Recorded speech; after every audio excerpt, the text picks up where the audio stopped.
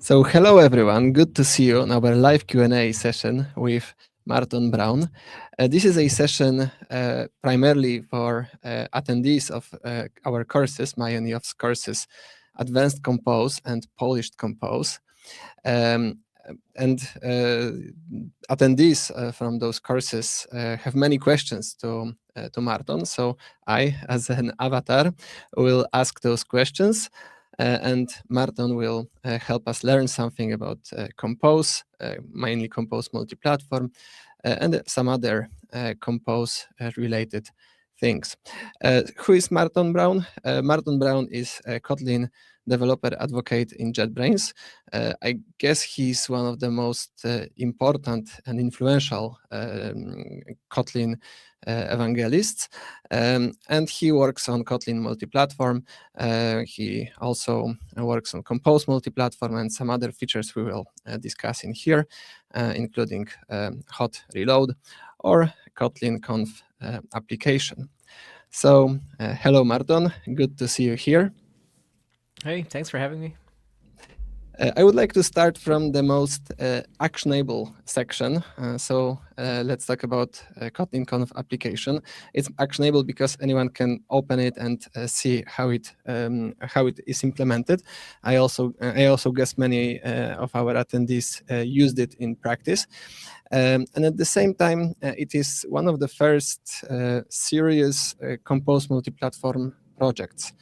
There are three topics related to this application I wanted to discuss. The first one is related to custom styling that you introduced. Do you have any reflections or recommendations related to that? Yeah, so the Kotlin Conf app is our... Sorry, I'm going to stop kicking my camera now. So it's, of course, the application for our yearly Kotlin conference.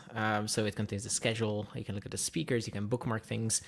Importantly, people at the conference can vote in the sessions, which is kind of its primary purpose. And it has indeed, as you said, became like one of the like flagship samples that we have for Compose Multiplatform. We also have some other samples and some mostly smaller samples out there that are official ones, but because this is a real app that we actually need to use and it needs to work, it's a better sample than most of the other ones and more representative of what you might actually do in your own apps as well. As for the theming part of it, I think we rewrote the theming system and like most of the app, I want to say for last year. That sounds about right. And we essentially implemented our very own design system in there. So we have Antonina, who's one of our wonderful designers, who also worked on the like website design. And so she also designed the app experience for Kotlin Conf. And what I received as the developer of the app was essentially a Figma design. So just like, I think that's a very like usual situation for developers, that you have a designer working on things, they hand over in Figma, and you have all of the sketches of the screens. You have the like general design system, you have like the color tokens, the typography setup, things like that. And then you need to replicate that in code. And so that's what we did. There are a lot of common components in there, which are then used to build the actual screens.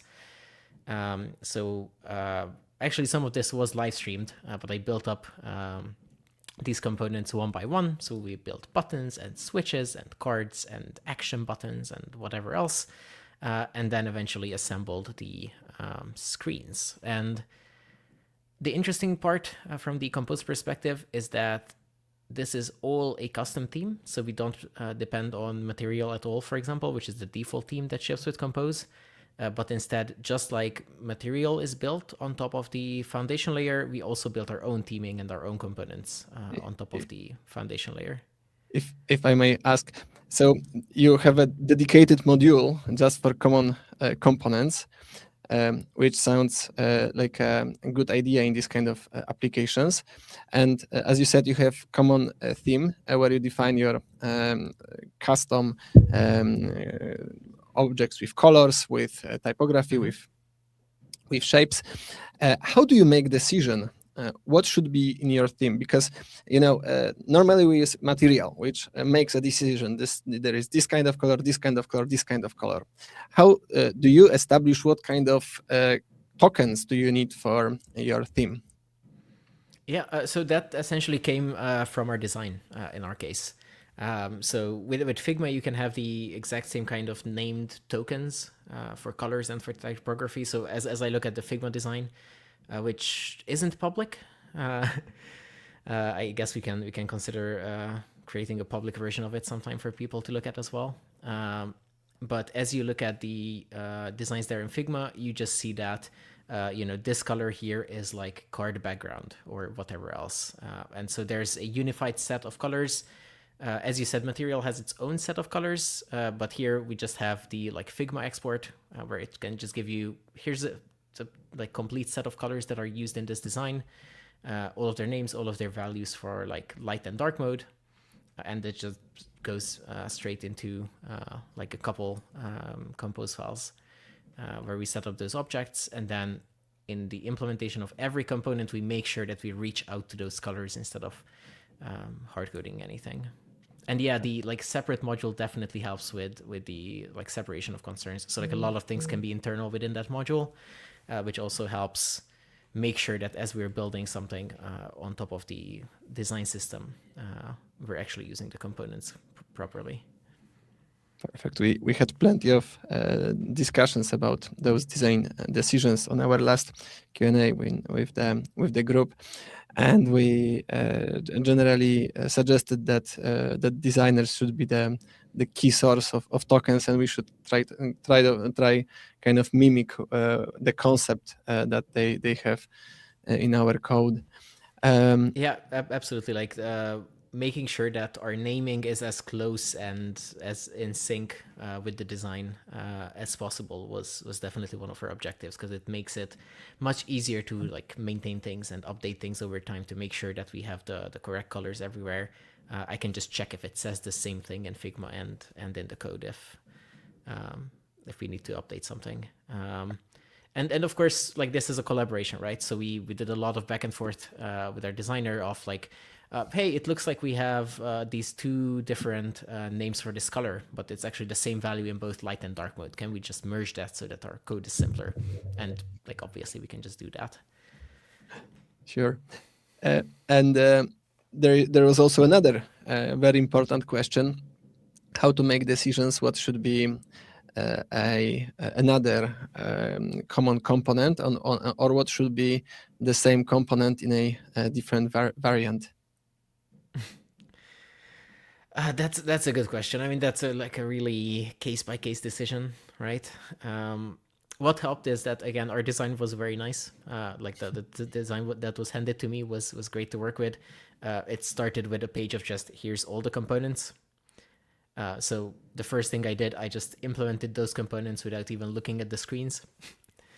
So that was like a happy path scenario, because all of the components with all of their different states were just nicely laid out in the design first.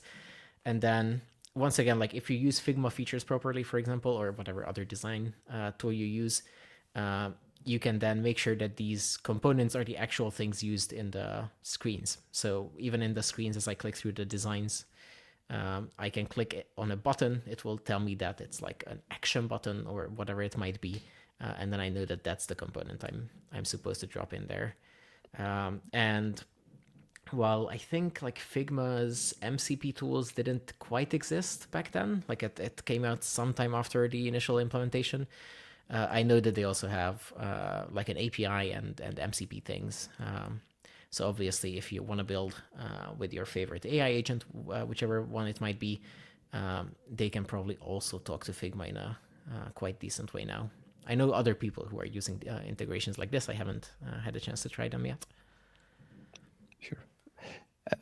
I have a question from Matthias that reminds me a discussion that we had about versioning when we worked on effective Kotlin.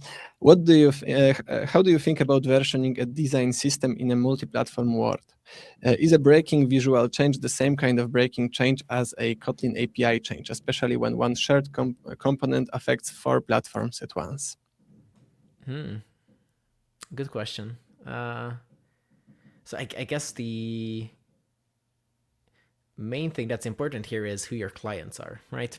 Because if your design system is like ours, which is just consumed from another module in the same project, and we have a couple developers that post, it doesn't really need like a strong versioning concept. Like everything's just on main all the time.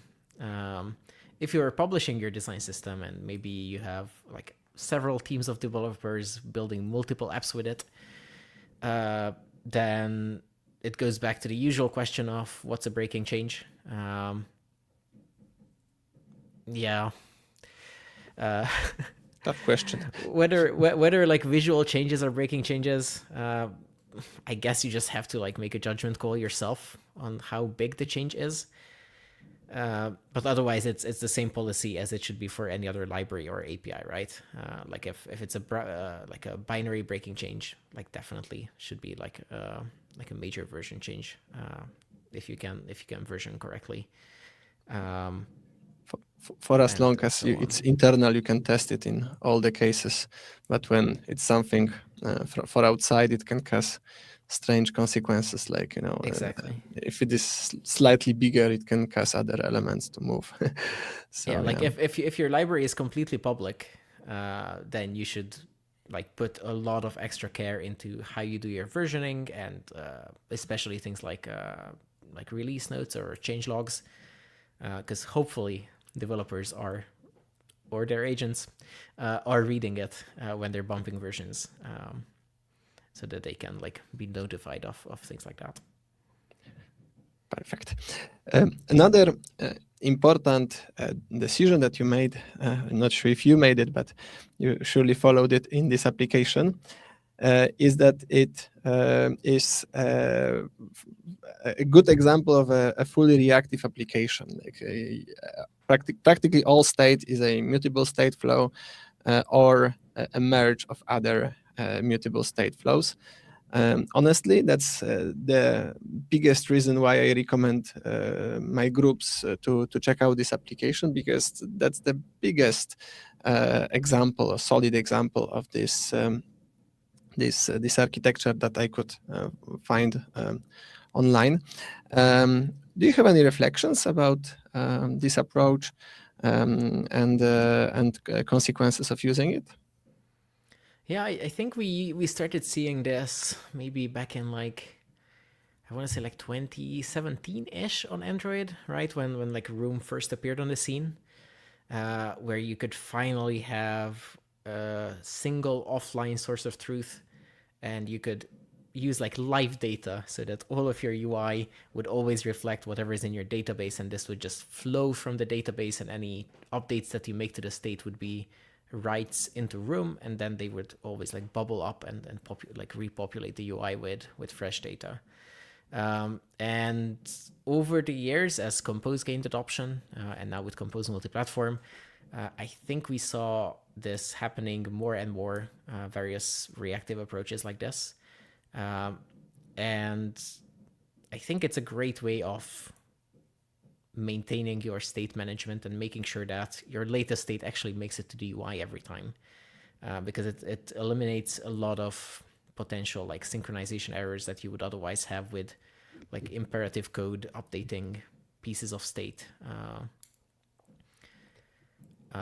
So it just gives you like a really nice system of making sure that, again, like that always the latest values of everything are combined, for example, and then published to the UI.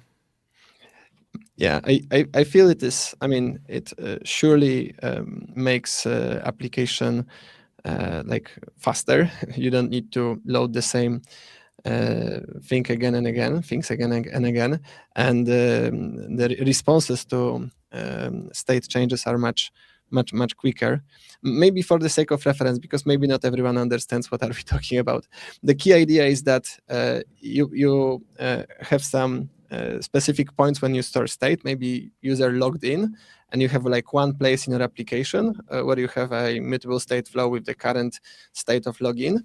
And maybe you fetch some data and you have one place in your application where this data lives, and all the other places are depend on those places. So they are maybe a merge of those two flows. So if you show a list of presentations on the screen, it might depend on those two flows, so that both if this list changes, whoever refreshes that, because a completely different screen might load a different data, whoever refreshes that, or whenever a user changes as well, so if someone logs out or logs in somewhere else, both those changes are immediately reflected on the state in other places and seen. So I believe in many ways it is giving much better user experience, much less loading, much less waiting, but also it is much demanding from developers, isn't it? Yeah, you kind of have to wrap your head around the initial idea, and then you have to learn, at this point, most of the flow APIs for how to combine and process pieces of state.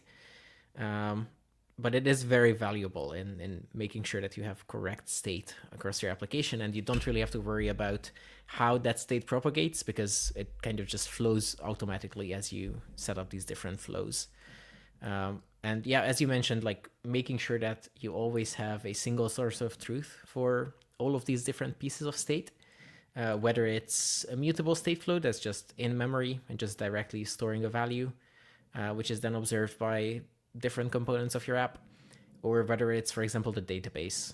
Again, in the Kotlin Conf app, we don't use Room, or not yet at least, because we, of course, had to have a web target working, and Room hasn't supported that for a while, but now it does. So we can maybe consider moving to it. But what we use instead right now is multi-platform settings, which also provides observable APIs. So it's backed by local storage, or basically like key value stores on all the platforms, but all of them offer observable data storage. So if anyone writes into that storage, then all of the different pieces of the app that are observing the storage's current state will immediately get an update. And this works for the actual data that we're displaying, but it also works for things like preferences in the app. So we have, the current theme stored, whether it's like light theme, dark theme, or system theme. And if you change that from the settings screen, you just write into storage, and the entire app reacts to the change and changes theme. So all of these things kind of happen, again, for free or automatically once you have the stream set up. And the controversial question is where this state should live. So in a typical architecture, because in Kotlin Conf you also have a bit atypical architecture with a big service. One place where it might live is, as you mentioned, a database or settings, so the data layer. But what do you think about other kinds of state? Surely some state will live in view models, the state that is specific to this view model. What about state like cache or other kinds of data-related state? Or what about state that is maybe domain logic specific, but needed in multiple view models? Yeah, so at the end of the day, what matters is the scoping of the state, right? So as you said, if something is tied to like one screen, then usually it can just live in the view model, and that gives you the correct scope and life cycle for that state.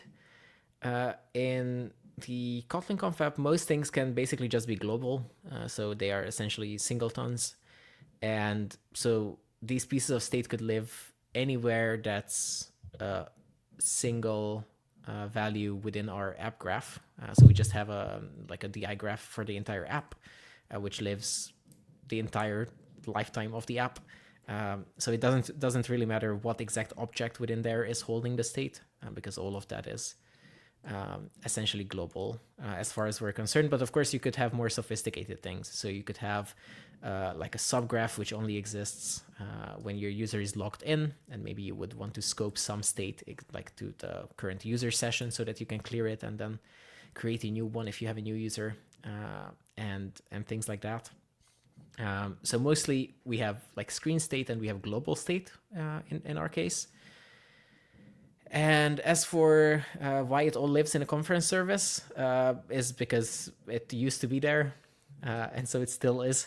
I didn't have a strong reason to break it down into different pieces. There is, of course, some convenience to just having all of your like main data flow in the same place so that you can easily coordinate changes to things. I'm sure that there would be nice ways of slicing up what we just now call the conference service, which is a bit of a god object in the app. So you're But yeah, not. like it's for historical reasons and because there wasn't a strong reason to change it. One thing that we had to didn't have to, but one thing that I re-architected is that we have a subgraph now which handles the current year. So the app is technically capable, at least under the hood, of switching between different years of data. So you could go back, for example, and look at the 2025 schedule or something like that. So to be able to switch this, we do have a subgraph which also takes the year as a parameter and then loads the storage and the network values for a specific year of the conference. So that introduced some complications and moved some things actually out of the conference service because it like has to be handled on a yearly basis instead of globally. But we're not actually using that much yet. So it's technically there. The code is there, but it always just uses the current year. And hopefully, if we have time, maybe we can build some nice like cross-year features in the future. So we could give you a recommendation that if you attended a talk from someone and you liked it, then maybe you want to see their next talk at this year's event or something like that. Yeah, so Kotlin Conf has just finished this year's, another one in a year. So I guess the application development will freeze for half a year and then start again just before another one. We have a lot of feedback from this year. So both from Kotlin Conf and some just like general like online feedback. People are opening issues for us. So we have a lot to think about, both design and code wise. Again, we have like library migrations that I was considering but didn't want to do before the conference because we have to make sure that it all works. And we don't really want to make production changes in the last minute.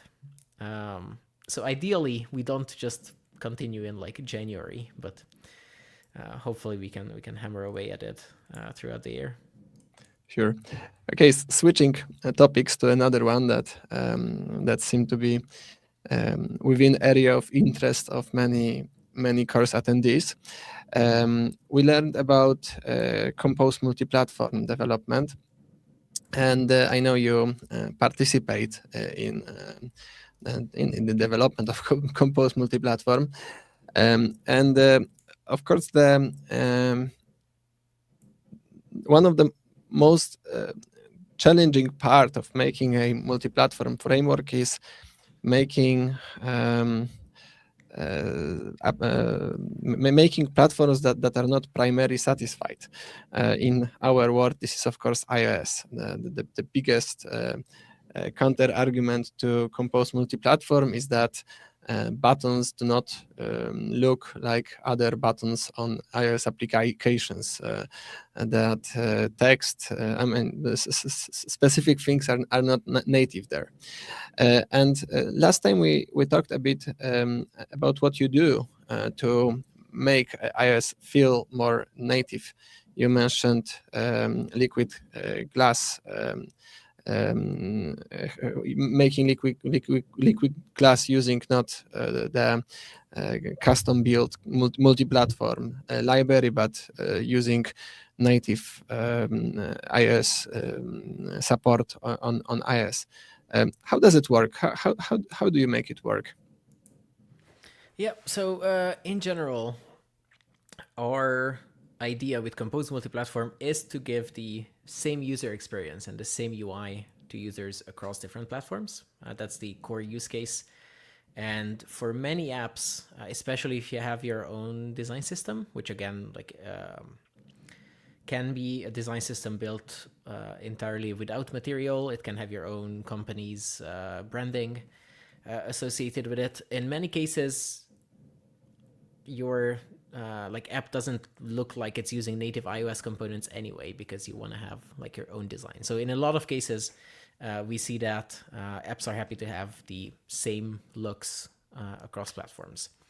But of course, there are also cases, as you said, where you want to incorporate some iOS specific looks or behavior, and Liquid Glass has certainly been the star for that over the last year or so.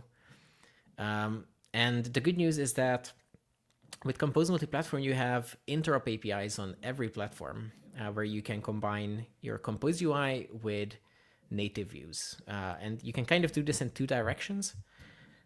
So first of all, what your Compose UI is basically just a view, like a native view, which renders Compose UI inside it.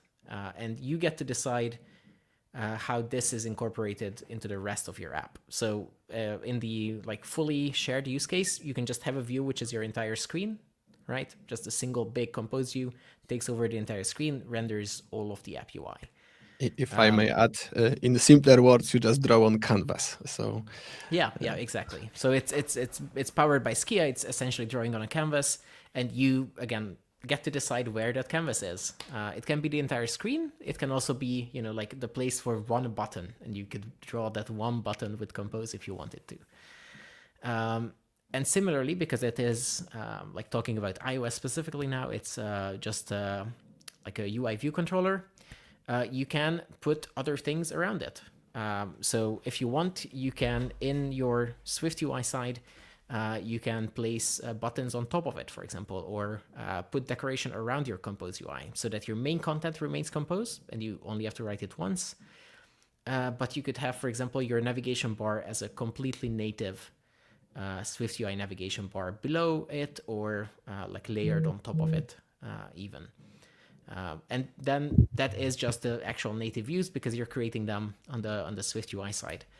So they can absolutely use Liquid Glass, and because the Compose content happens to be like below it in like a Z stack or whatever you might want to use there, then it just works.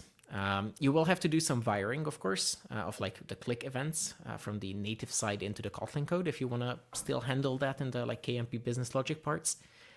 But you can just build Swift UI like that around your Compose canvas. And then we also have the other direction of interop, which is embedding inside your Compose canvas a piece of native view, right? So a typical use case here would be if your application is all Compose, but you want to embed, say, a native video player with like AVKit on iOS, or you want to embed a map on each platform, so it's like the built-in Apple Maps on iOS and so on. So you also have that interop capability, which is really powerful. And to make sure that you can also use Liquid Glass with that, we have a new property called Placed as Overlay, which you can use so that the native view that you embed inside your Compose canvas is placed on top of your Compose canvas. Because historically, the way that this works, and I'm going to keep explaining this visually, I guess, is that you have a cutout in your Compose canvas, and then the native view would live behind it. So you would see it through a hole, like a transparent cutout in the Compose content. But then, of course, it wouldn't work if it's like Liquid Glass and it has to refract the Compose content. So with Placed as Overlay, we just reverse the order so that the native view actually renders on top of your Compose content. And then again, it can be Liquid Glass, and it will do all of the fancy effects that iOS users will expect. Interesting. And don't you see any issues with the fact that Compose has its own sizes calculation, and based on that decides on the placement and size of those components? What if they do not respond correctly? What if they maybe do not accept specified size or some other parameters? Mm-hmm. In general, the like sizing of interop views like respects whatever you specify on it, right? Like you can still put modifiers on top of it, and you can have it live as part of your Compose layout. The more interesting part is usually when you don't want to specify the size, because one of the components has some inherent size that it wants to occupy. Like a button usually has some kind of size based on like how long the text in it is and things like that. And we've made a lot of improvements for the interop APIs in that area in like 1.10, 1.11 in both directions of interop. So both embedding Compose correctly into SwiftUI and then SwiftUI inside the Compose canvas or UI kit.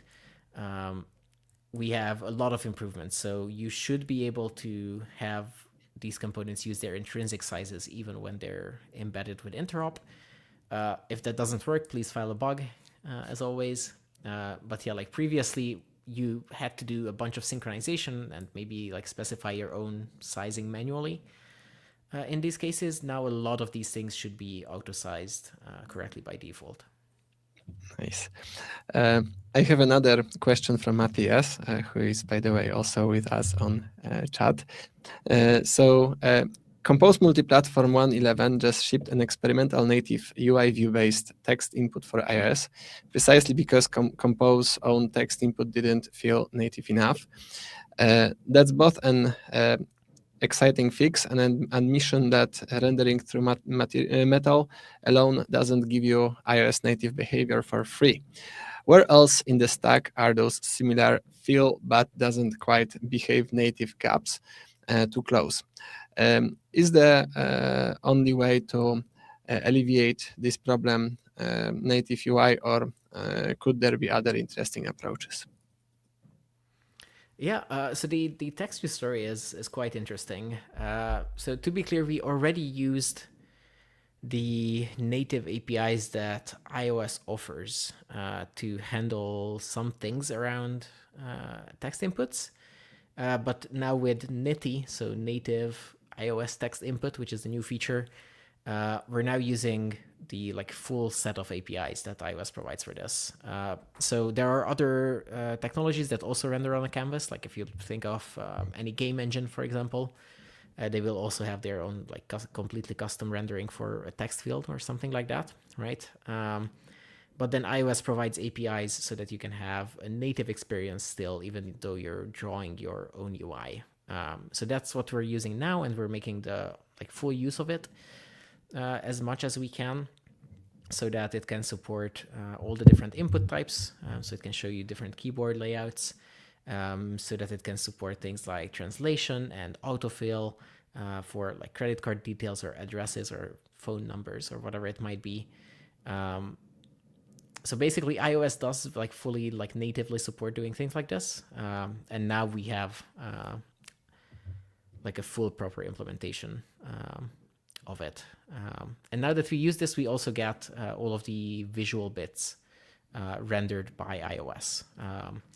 So the like magnifier, for example, again, like a very liquid glass, of course, on the latest version.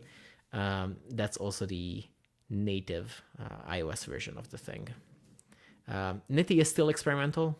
There might be some rough edges around it. So we, of course, encourage everyone to try it and report feedback before we stabilize it. Nice. Android and iOS already have many differences, but those are relatively similar platforms. Comparing to desktop or web, which are used, not only have completely different resolutions, but are used in a completely different way. Anyone can notice that some components have slightly different behavior on mobile, so Android and iOS versus desktop or web. For instance, scrolling in desktop, you scroll with your mouse on or with 2 fingers. In mobile, you just use scrolling, and the default scroll has a slightly different behavior here and there. There are many features that are strongly related only to one of those two, like hover, for instance. Of course, makes no sense on mobile, quite important on desktop or iOS, and keyboard navigation, context menus, safe areas, trackpads, text selection. What is your recommendation for what is your recommendation for defining this behavior? Should they should they be defined like kind of all together in the common module? Should we just specify some defaults? Okay, this is a abstract behavior we want to have, and this is how it works on mobile. This is how it works on web and desktop. Do you have any reflections and recommendations related to that? So the good news in this area is that, well, these are not common things on mobile. They do exist on mobile for the most part. So if you look at what Google has been publishing and the like APIs and materials that they've been creating in the last couple of years, they've done a lot of work for like large screens and like non-traditional Android form factors. So whether it's foldables or tablets or like the like Chrome OS kind of solutions, like running Android apps on a laptop of some sort. More and more of these things, yeah, like XR, right. So more and more of these things also just like by default overlap with what you would want to see on a web application or on a desktop application. And this is also present in the APIs. So there's a lot of APIs in Compose itself to build adaptive things. And there are a lot of APIs for handling, like actual clicks, for handling like hover states, things like this. Like this was all part of Compose APIs to start with. We have APIs for like keyboard and focus handling. This is of course also important for accessibility tools to be able to like correctly traverse an app, even if you're actually just on Android. Things like focus order is actually quite important for accessibility needs. So these efforts and the variety of the Android ecosystem to start with actually give us a lot of the features and a lot of the ideas that you'll need for larger screens and other platforms. And generally speaking, we would like to see it so that we have the correct behavior for all of these platforms in common code. So if you set up your modifiers for clicking, for focus handling, for things like that, the ideal is that you will get the exact same thing. Well, you can get the correct behavior on each platform with the same code and only write it once. Of course, if the other platforms for your app are significant, like you have significant amount of desktop users for your app or web users, you should absolutely still test your apps manually and see if there's anything you need to fine tune, because at the end of the day, there are always like platform features that are special for a single platform. But we do a lot of work so that if you just write your common code once, then they will behave very nicely across each platform, as much as that's possible to do with a single implementation. But yeah, for example, things like if you need right-click handling only for desktop or something like that, then you might need to write some code which bridges out with maybe an expect actual and has a different implementation on different platforms. Or navigation integrations, for example, tend to be things like this. So if you want to have your browser navigation integrated with Nav3, then you would also have like a small bridge which only does something on web, so that it does the like browser history synchronization, which of course doesn't make sense for other platforms. Maybe we can dive a little bit deeper into that.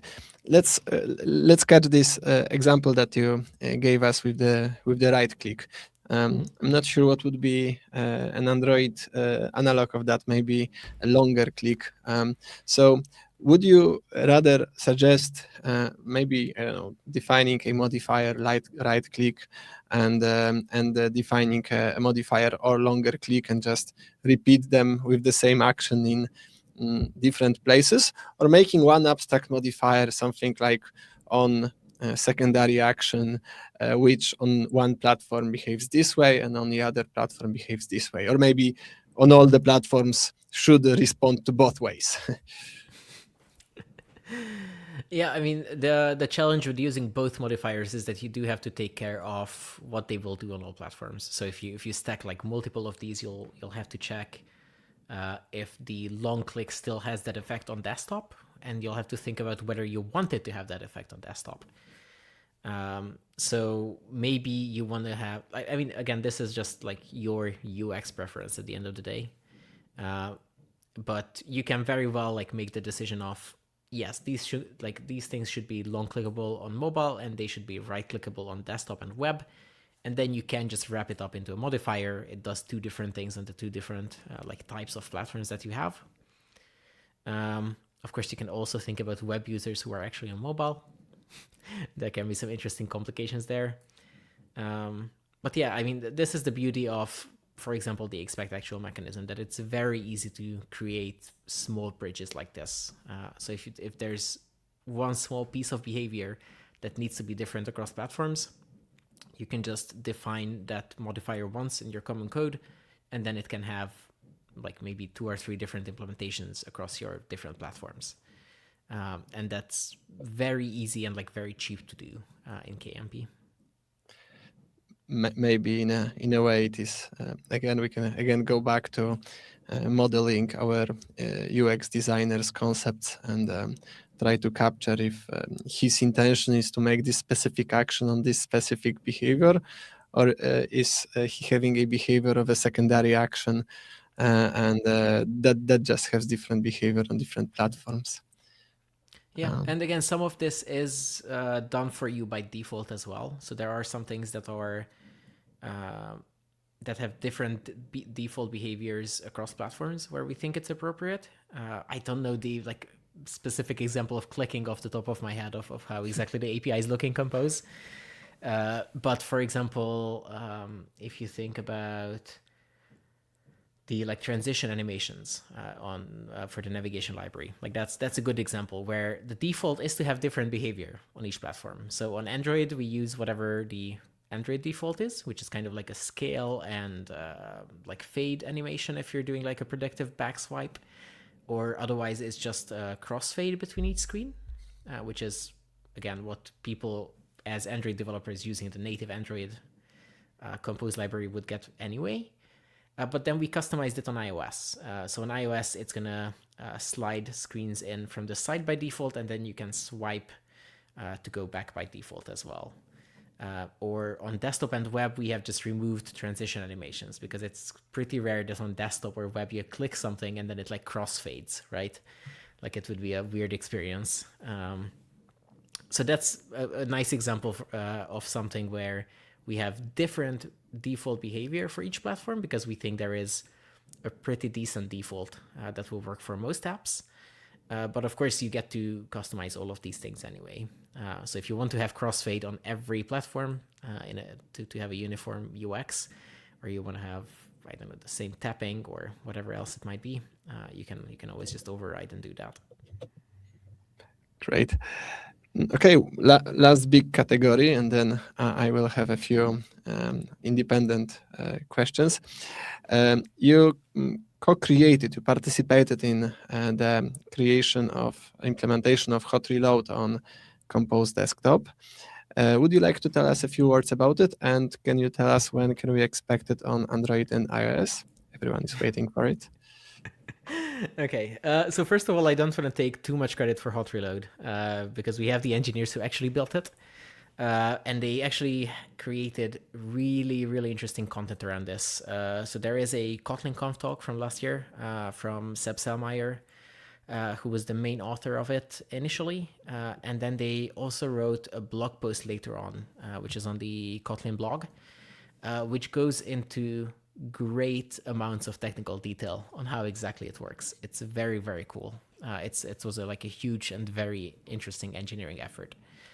To give a high-level overview while we're discussing it, what hot reload allows you to do is run a Compose desktop app on the JVM, make changes to your code, save those changes, and then hot reload will automatically pick those up, recompile, and then inject the new version of the code into the live already running application. And in turn, if you made changes to things that affect the UI, it will also invalidate your UI so that it recomposes and shows you the new state. If I made it, the experience is that you are just writing code and your started desktop application is changing its look, and even if it has some state, so you were in the middle of, you typed something on the screen, and this state is typically persistent, and application keeps being in the same state when it reloads. Yeah, and that is why hot reload is such a useful and powerful tool, really, that we try to maintain as much of the application state as possible. So you can have, again, not just like one component running, like you would see in a preview or something like that, but you can have the full context of your application. You can be like logged in, you can navigate several screens into the app. You can have like created state by, I don't know, clicking filters or opening cards or whatever you've done on the screen. And then as you update your UI code, you get to see those changes live while preserving as much of the context as technically possible. Okay, but this is standard in web and Flutter. So when can we expect it in Android and iOS? Right. So Android and iOS are more interesting than JVM. On the JVM, we also used some like very fancy JVM features, which are actually only implemented by JetBrains runtime, which like isn't something we just built. We just happen to have it already in our own JDK distribution. So it takes a lot of effort to swap in code like that, as you might imagine, with all of the existing state and objects in memory. We do have some work being done on native hot reload. There was a Kotlin Conf talk about it this year. So once the recordings are out, people are going to be able to catch that and see the exact state. I would say that the native reloading that we have is essentially prototypes for now. So we don't really have a timeline on when that might be shipped as a product. But we have very promising results so far, as again, you'll learn once the talk is out. So we are experimenting a lot with native. We have things that are working, but for us to ship it, it would have to be essentially as good as the desktop version, right? Because with a hot reload tool like this, you really want to have confidence and trust in the system, because if you make some change to your code, and then it looks like it reloaded, but the app doesn't quite look right, and you start wondering like, okay, so like did the reload work, or did the reload actually silently fail on me because it's buggy or something? So maybe I need to close the app and then relaunch it to see the changes, or maybe I didn't write the right code. Then you just start wasting time because you were trying to use the tool and you don't know if it works. We want to make sure that it's very, very reliable, which is what we think we have on desktop at this point, which is why it's stable and enabled by default now. So hopefully we can also get iOS there at some point, but we don't have a timeline.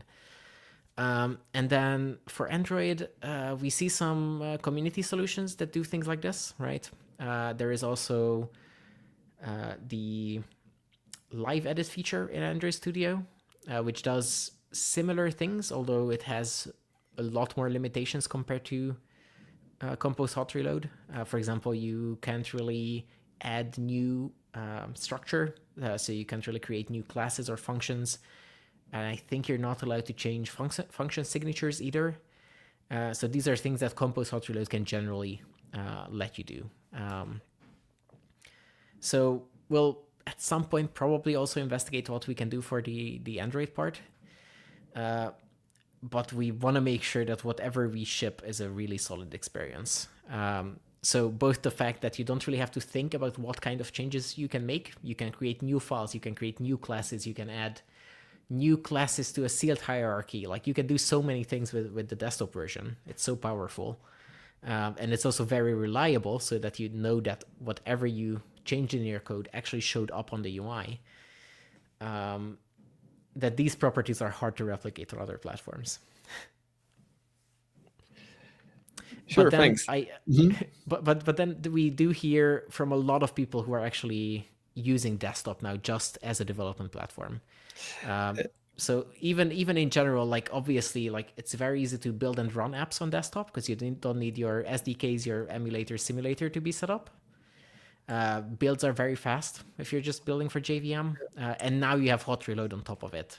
So even if you're never going to ship a desktop app, we actually see teams from significant companies from like our case studies who are using desktop just as a development platform, which is very nice. I can definitely confirm that. I in a bunch of applications that multi-platform applications I created, especially when I needed to support web. I mainly worked on desktop because well, it behaves a lot like web. It is way faster. Web is really slow. I mean, it's a little bit better right now, but it used to be terrible. You have hot reload, and you can easily change easily change the size of your application. So you can easily test all the different possible all the different possible sizes, which is a great benefit.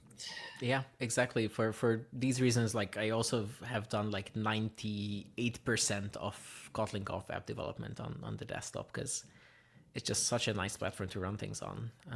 And if I can highlight some recent things, so you said that web is faster already. So indeed, in the latest versions, we have incremental compilation for the WASM target on by default, which can make things.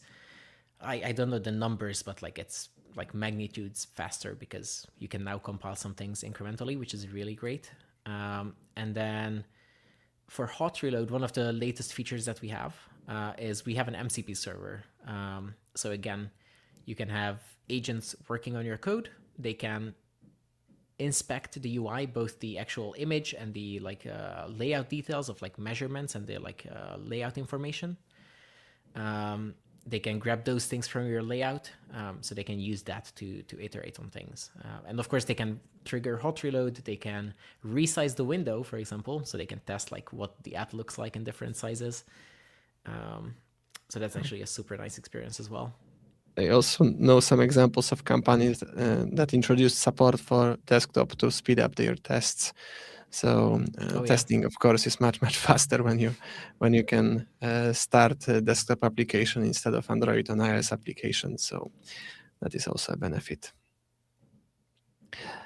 Okay, you gave a talk at Android Budapest. Of course, this is a question from an attendee in May 2026 on migrating an existing Android app to multi-platform incrementally. What's the single architectural decision teams get wrong most often in that migration? The one that focuses on painful refactor 3 months later. Okay. So since it was about like architectural decisions specifically, let me try focusing on two things. So one of the things that I would really focus on when I'm migrating to KMP is to try to reduce the fragmentation in the app. So if you have a bunch of existing code in your Android app and it's using Android libraries like RxJava or Glide or I don't know, Retrofit, for example, and you start migrating to KMP, you'll have to start replacing usages of these Android-only or JVM-only libraries with multi-platform versions. And if you do that, you can, of course, do it incrementally a lot of the time. So a lot of the time you can have like 2 image loading libraries or 2 networking libraries or 2 serializing libraries in your app at the same time. But you probably don't want to have this in the long term. So I would encourage people not to like have this like half migrated state of their apps where you have all of your Android things, which use the old stuff, and you have all of the KMP things, which use the multi-platform stuff, coexisting across all of these axes. Because there is interop in most cases, and you can usually use 2 libraries in the same project like this. But it gets very difficult to work in a code base where depending on which file you open, you're going to see a different library. And every time that you need to like pass data from one of these modules to one of these other modules, you have to think about the interop. So I would really try to perform one migration at a time so that you don't have this split brain thing happening on multiple axes and across like multiple dimensions in your app. And I would try to wrap up each of these migrations with like some coordinated plan ahead of time. So like I would want to make sure that the plan isn't to just move these couple modules over to some new library and then leave it be, but that there is a plan to actually finish the migration and remove the old libraries as well. So that like fragmentation problem is one of the big things I would be wary of. And then the other thing, which is kind of architectural, is in preparation for KMP migration, it's a good practice to try to isolate anything that looks like a platform-specific dependency. So like create an interface above whatever is using platform-specific code, and then have the concrete implementation using the platform APIs. Even if you don't have a KMP project yet, just creating these interfaces, creating these abstractions ahead of time can save you some headaches later.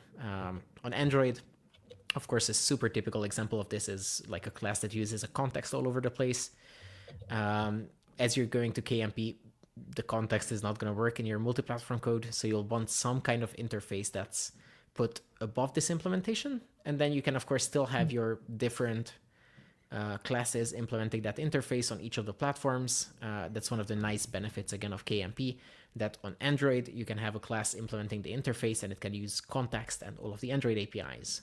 On iOS, you can use all of the iOS built-in APIs, like, I don't know, like UI device. And if you're doing UI things, then like UI kit, AV things, notification APIs, whatever it might be. And then the same goes for like browser and desktop at the end of the day. Nice. I will also add my suggestion. I think the first step is to migrate libraries that are not multi-platform and that can be multi-platform. So if you use retrofit, for instance, replacing it with Ktor, or there is this retrofit using Ktor under the hood. Ktor fit. Ktor fit, yeah. Maybe resigning from, replacing Picasa with Glide, or using multi-platform settings, and generally replacing your libraries with multi-platform libraries. That can be done like step by step, while validating all your changes. And once you are done, you are halfway through to have a multi-platform application.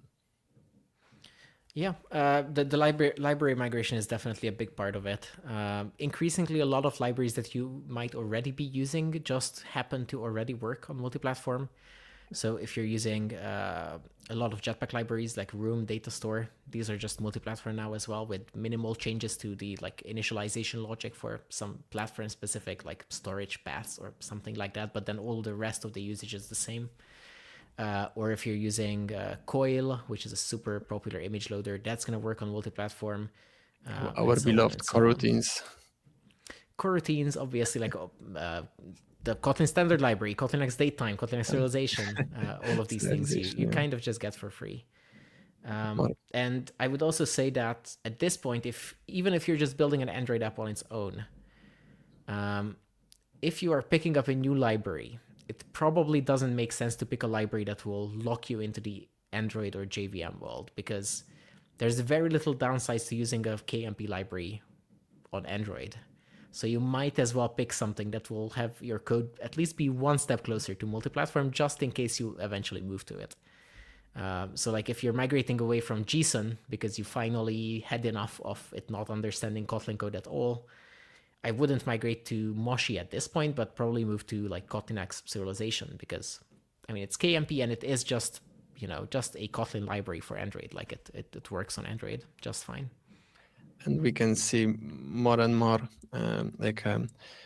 coupling between those libraries and standard libraries on Android. Yeah, like navigation uses Kotlin X realization. Coroutines are used from the bottom to the top in Compose, etc., etc. So it's harder to avoid them. It's better to just embrace them.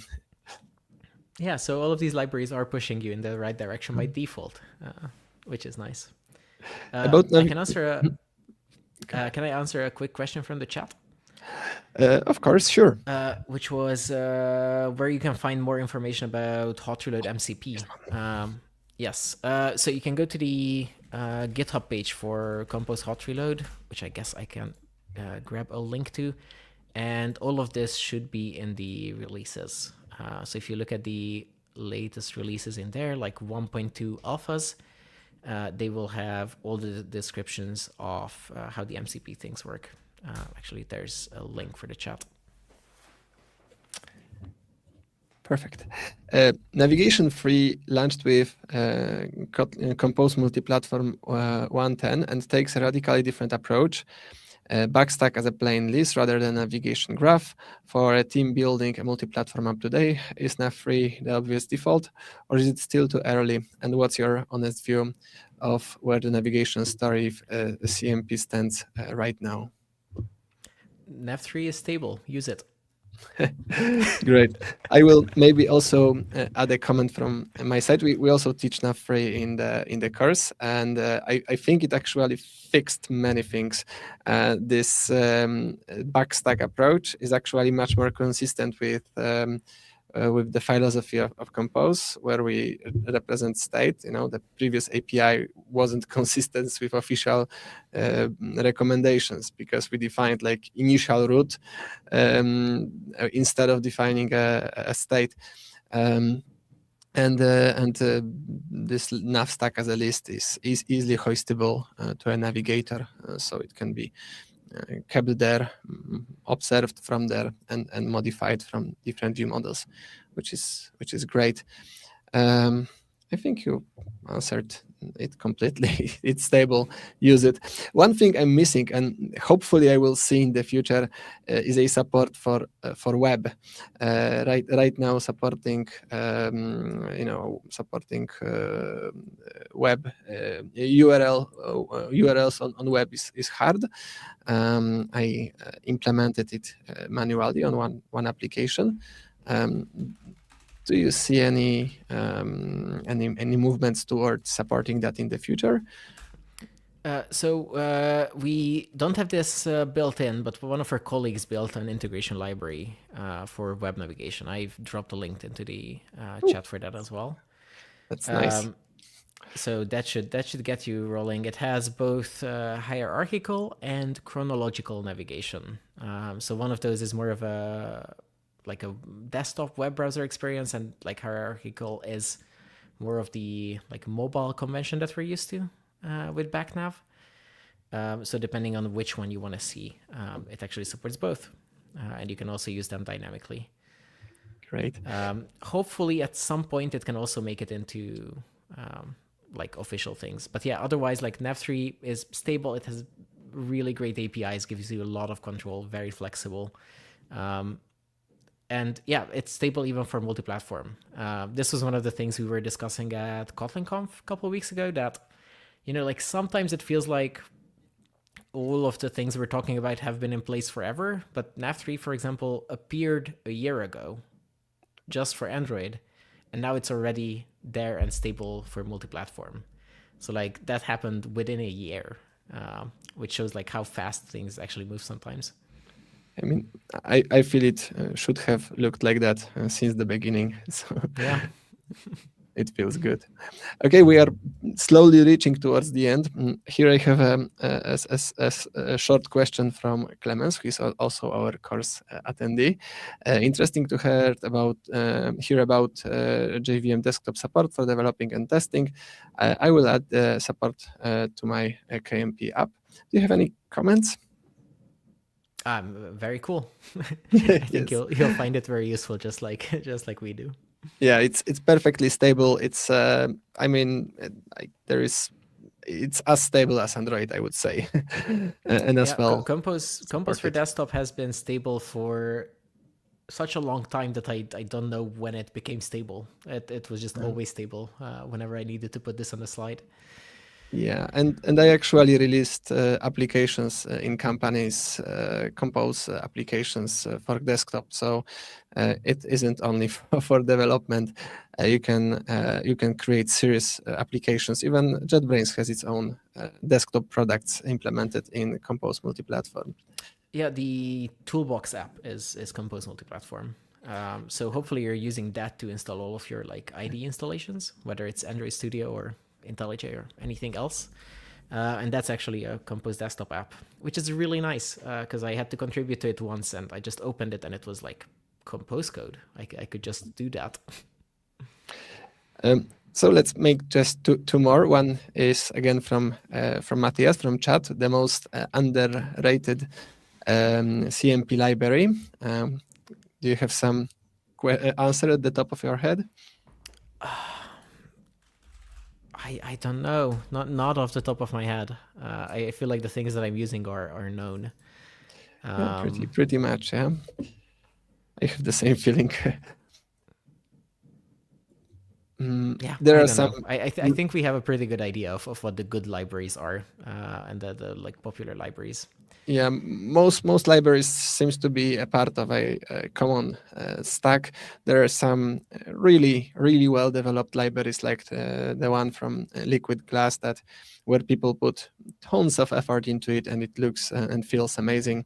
But well, I don't think they are underrated. Everyone who wants this feature finds them instantly. Okay, so the last one. The new experimental styles API landed in Compose 1.11. Yeah, that's a big change. As a potential alternative to stacking modifiers for component level customization.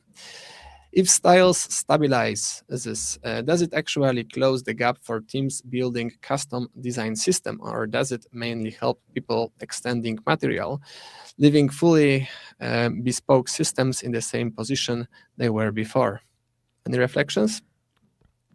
Yeah, so my personal experience with styling is that the things we already have in Compose without styles were pretty much already sufficient for what I needed to do. I have played around with styles a bunch. I haven't adopted them in like Kotlin Conf app or anything like that yet. So I don't have a great feel for what it's going to look like in the long term, but what it's promising is that component customization should be easier to do, easier to stack the different styles based on like different conditions. So I think it will probably lead to cleaner code overall. Of course, the first place where we'll probably see this is the material themes once they adopt it, because I don't think they support styles that much yet. As far as I remember, it was like still yet to come. So we'll get some experience with what it's like to customize material with styles instead of modifiers and other parameters. And then we'll see how much of an improvement that is exactly. And then we can go from there.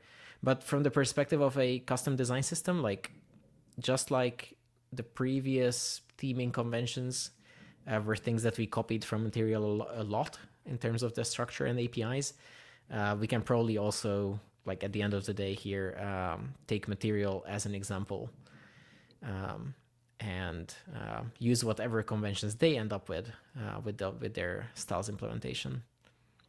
I fear a little bit of chaos of what should be defined in styles, what should be defined by modifiers. Yeah, that's one of the big gotchas with it, for sure.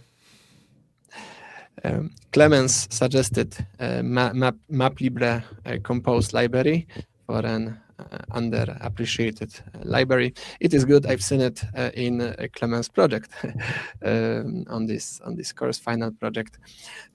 So yeah, I guess that might be one very flexible maps, and I'm not sure, but I believe they are generally free. So it's a nice thing. Okay, we passed our time a little bit. Do you have anything you want to add at the end? Catch up on all the Kotlin Conf announcements. Make sure you watch the keynote. We shipped a lot of things, both for Compose Multiplatform and for KMP use cases in general. So like better support for Swift export, SPM import to pull in packages from Swift Package Manager, things like that. We have a lot of things moving forward. So make sure that you catch up with all of that. Perfect. So, if any of you wants to stay in touch with what Márton is doing, he is quite active on Twitter/X. I believe you can also ask some questions there. He is also having plenty of presentations on different conferences, and most of them can be found online. So if you want to learn about some of those topics, or many of those topics that we touched in here, you can find variety of different presentations on YouTube. Am I missing something? Yeah, no, you'll find me on all the socials, Yeah. pretty much. I don't read Twitter. That's like a Oh, write-only platform for me, but I'll see replies and messages anywhere else. yeah, you used to be very active in helping people answering questions on Stack Overflow, but in Good old times, recent yes. years, Stack Overflow isn't very alive anymore. So I guess it is also a bit of a past. But Yeah. you had a really In a similar manner, you can find me answering things on the Kotlin Lang Slack a lot. So yes, that's maybe like a good tip if anyone's using Kotlin building with CMP. Make sure that you join the Kotlin Slack. It's free to sign up for, and there are channels dedicated to every Compose platform separately. There's a multi-platform channel and channels for just about like every Kotlin library or tool. And we have a lot of JetBrains people in there. So if you have questions about, I don't know, like web integrations, you can talk to people who actually work on that stuff directly, which is very yeah, nice. that's true. If you have any Kotlin related questions or Compose related questions, I guess that's the place where you will get your answers quickly and from the source. So it's really nice. Okay, so thank you, Márton, and I hope to see you on another occasion. Yeah, thanks again for having me. This was nice.